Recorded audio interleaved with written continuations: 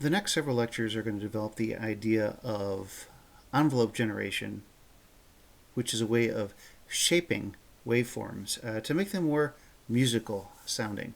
I'm going to start today by playing just a straight sinusoidal wavetone, such as would come out of our voltage-controlled oscillator.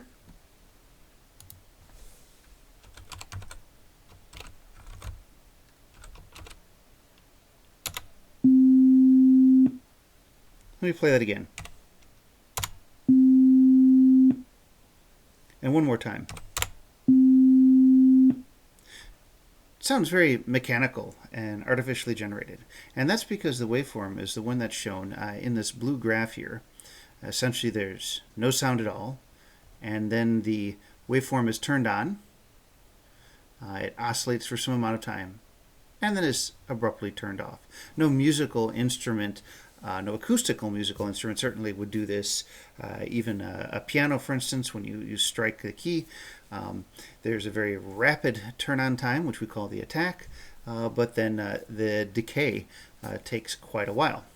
To make sure you're understanding my waveforms here, I'm going to zoom in and show you this is nothing except many sinusoidal outputs of an oscillator.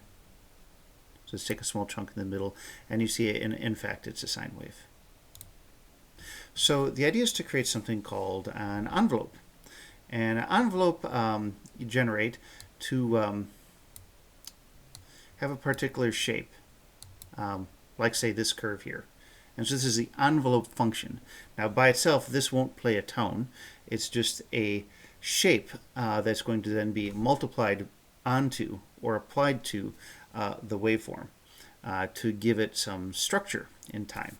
So again, this is the time axis here, and this is the amount of amplitude that we're going to apply to the waveform. And so multiplying the two, you would get something which is a shaped waveform here, such as my figure 3. We have a waveform that starts at 0, goes up, and then comes down. Now, this is not a very musical sounding waveform, but it's going to definitely have a very different characteristic, although be at the same fundamental pitch. So I'm going to sound this shape waveform once. And again. Notice how the amplitude of the sound grows and then decays. We compare that to the original unshaped tone.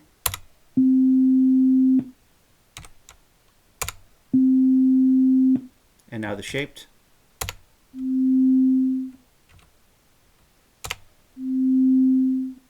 So looking for a circuit that gives us good control over a waveform, particularly in a musical fashion, you come across devices called Adsrs, which stand for attack, decay, sustain, and release, which is a 4-parameter waveform.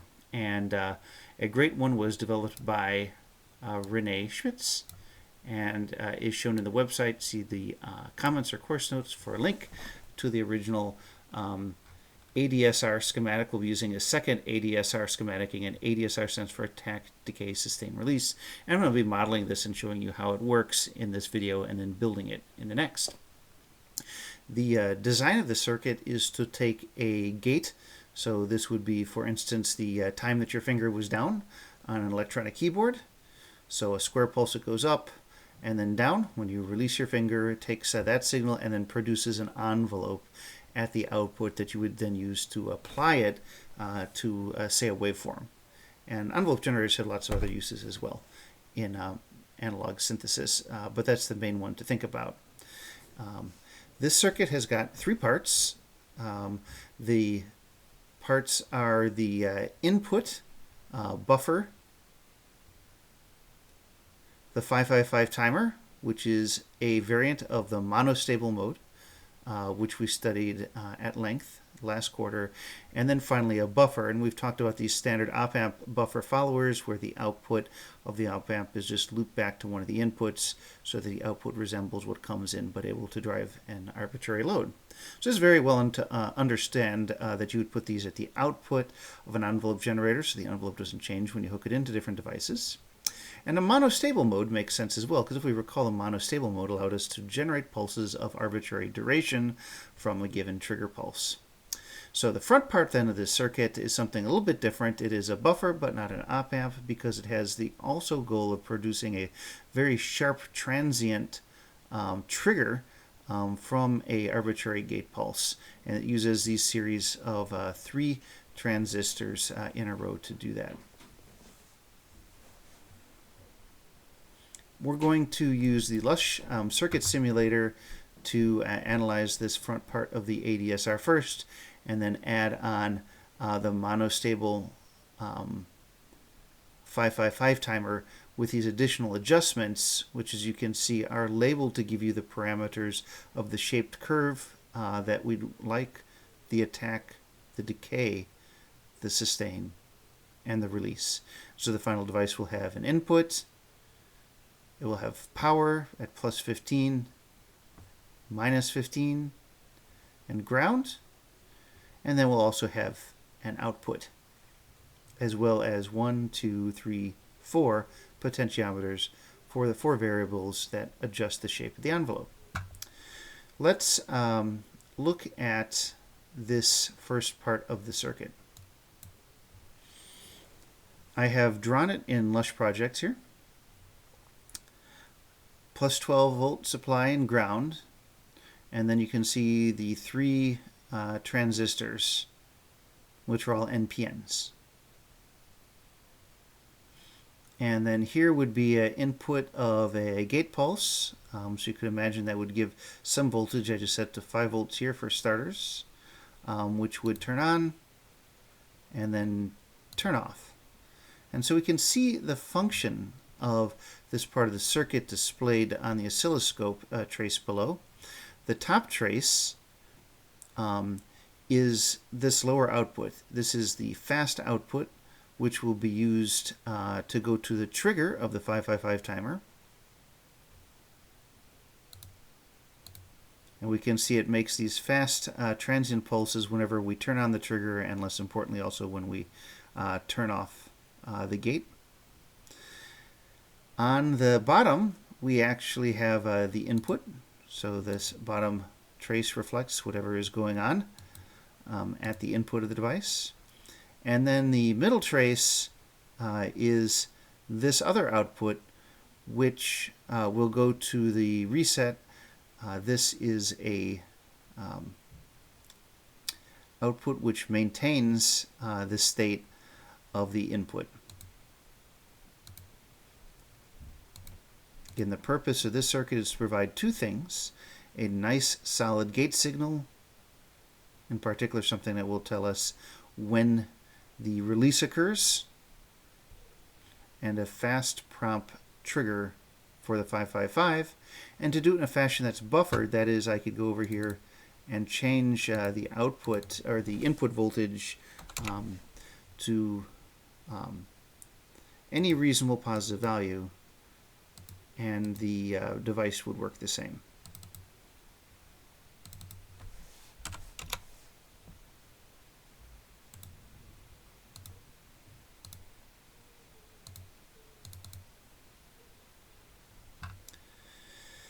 So how is this working? Well, when there is no gate, we see that this transistor, therefore, is open. There's no current on the base, so this transistor is like a open gate, and current flows through this first resistor to the base of the second to ground.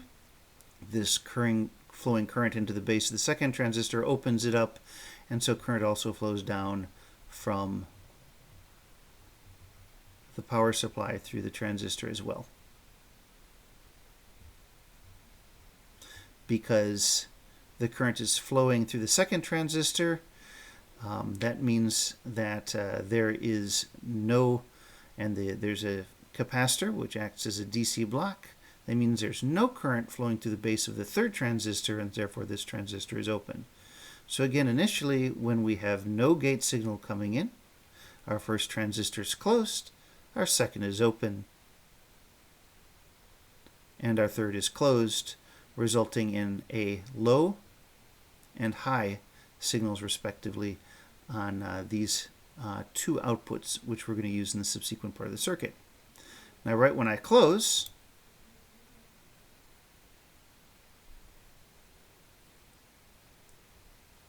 we see that the main current flow switches from the second transistor to the first. Because I've closed the switch, there's now current through the first transistor,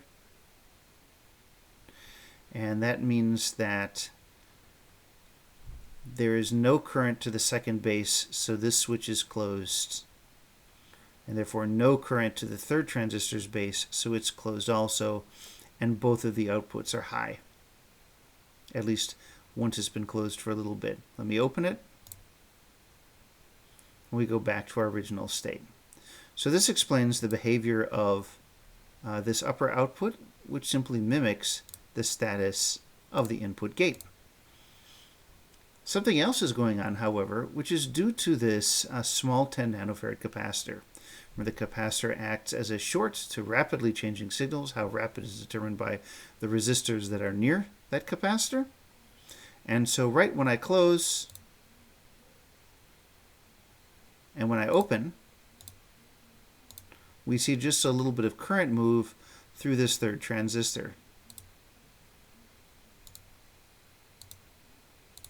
And that's because the change in the current status through the second transistor results in current briefly passing through this capacitor and briefly actuating the behavior of this third transistor, therefore briefly toggling this output. Let's watch again.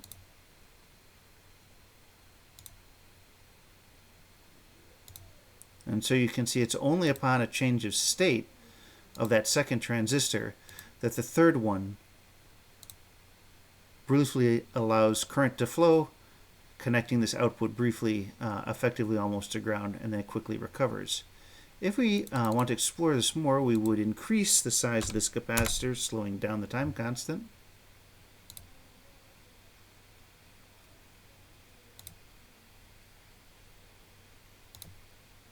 And right here we see we've lengthened that transient response quite a bit. We'll do it again. And so that's a longer trigger signal. We want to make it as short and brief as possible, but enough to fire the 555 timer. All right, I have built out the full circuit. That's the third link in the comments, and we'll show that in a moment. But first, a comment on just a couple other components here, which are the diodes.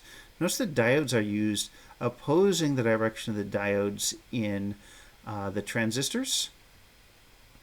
This is a advanced technique which is useful not so much for protection of the circuit, but to ensure faster switching. When you look at transistors, you've noticed there always is a voltage drop between the base and the emitter and collector of the transistor. This helps ensure that there is always plenty of current available to drive this transistor quickly between the open and closed states.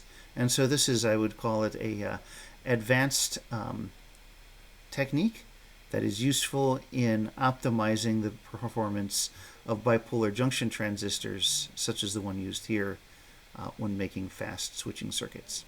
All right, so here's our input. Here are two outputs. Let's look at the full circuit, everything except the final buffer.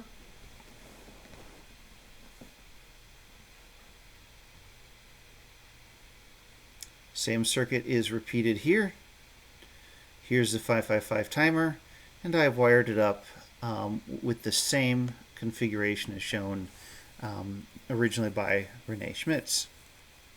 There are 4 potentiometers, and they're labeled the attack, the decay, the sustain, and the release. Let's show you first how the circuit behaves, and then talk a little bit about how it works. One note is that to display things better, I have changed the capacitance that's used in the timing capacitor for the monostable mode of the 555, which is this 22 nanofarad capacitor down here. For simulation purposes, I've made it a smaller capacitor so the simulation can keep up. It doesn't have to simulate as long. The actual value you use, I believe, is 2.2 microfarads in the ADSR to get times that are relevant to the actual duration of notes. close the switch and see what happens, and then open the switch. And there's a beautiful and actual very musical looking waveform. Stop the simulation from running for a second.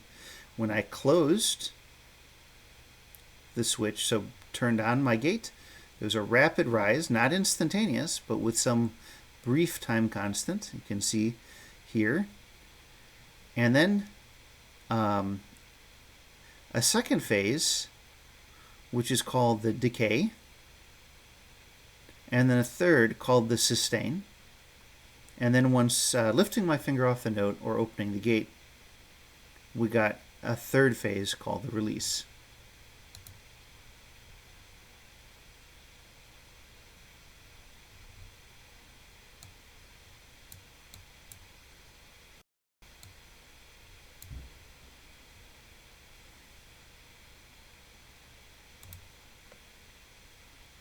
Close the switch here and lift it.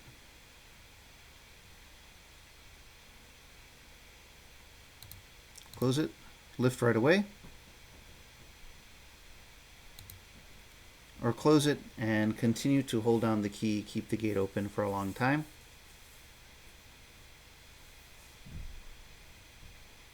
And then finally lift it off. So we have these 4 time constants, the attack, the decay, the sustain, and the release, all set by the time constants of these pots. And I encourage you to play quite a bit with the simulation to get an idea of how you can adjust. And of course, once you've built the circuit, you want to be looking at this on an oscilloscope, and we'll do that in the next lectures as well. Let's change the sustain to a much smaller resistance value and see what a difference that makes on the circuit.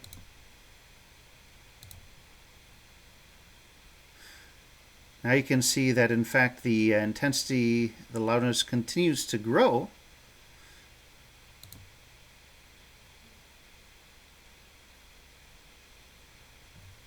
So the attack stayed the same, the release stayed the same, but the decay sustain part actually led to an increasing, slightly increasing or a flat waveform. And you'll get different shapes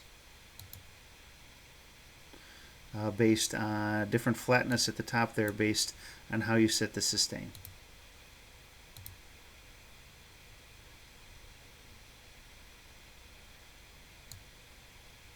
The decay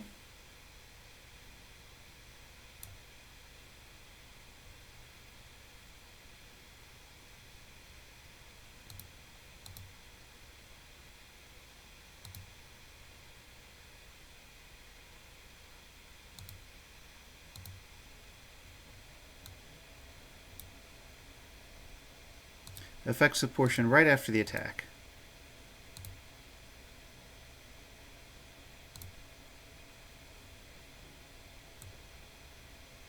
I'll set the sustain high and the decay very low.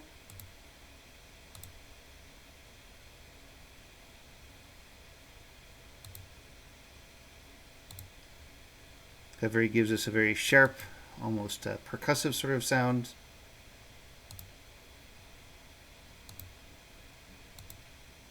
If I reverse these two,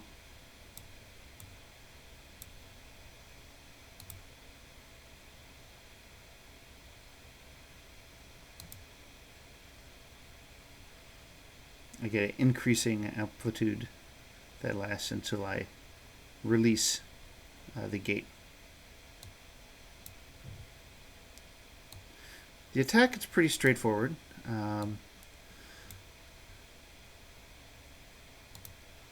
That's going to change the amount of time it takes the waveform to turn on. Faster attack just means a faster rise, and a lower attack is a lengthier one.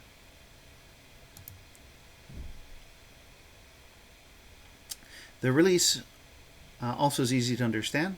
That affects only what happens once I release or let go of the gate.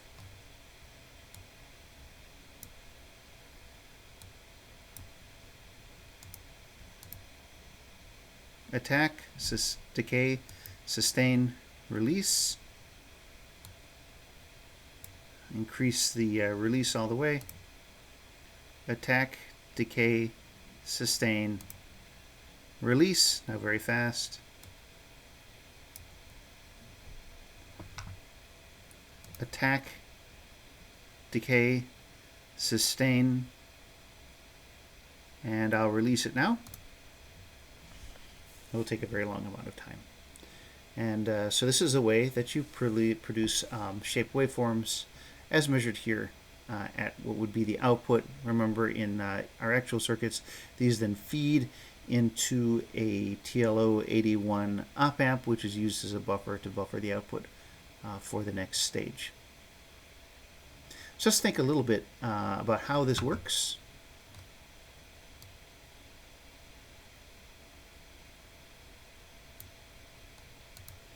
I have my cheat sheet here of 555 properties. And the important ones for us, other than the power pins, which are ground and V in, are pin 2, which is the trigger, pin 6, which is the threshold, pin 4, which is the reset, and pin 7 is the discharge. So the trigger we're familiar with in monostable mode. It sets the output to high when the trigger exceeds a third of the supply voltage. And so pin 2 then is connected to that prompt output, that fast trigger that we have generated from the gate using our front-end transistor circuit. Remember, a momentary change of the trigger exceeding 1/3 of VCC is enough to permanently leave the output in a high state until the threshold changes. And what the threshold does is it sets the output back to low when the threshold exceeds a certain value, which I've just called V threshold. And V threshold generally is 2/3 of the control voltage, unless a control voltage is modified by the control input, which is pin 5. In our case, we have just followed the standard recommendation of the manufacturer and used a small capacitor to attach the control to ground. We won't be modifying the control voltage in this particular application of the monostable 555. And so that threshold is connected to the same wire as our output. The reset pin forces the output to always go low whenever the reset drops below a certain level, about 0.7 volts. And the discharge is a little bit different. The discharge is a pin that goes through an internal transistor, and that transistor is opened up, allowing current to flow to ground, and the discharge when the output is low. So this gives us a little bit of idea of the functioning of the circuit. Closing the switch initially causes the trigger to go high. The threshold, the reset then turns it back off.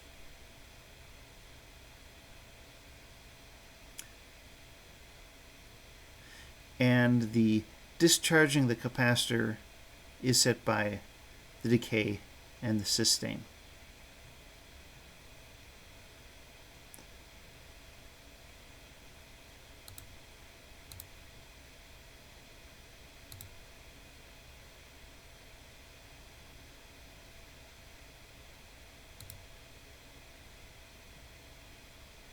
And that's our ADSR circuit.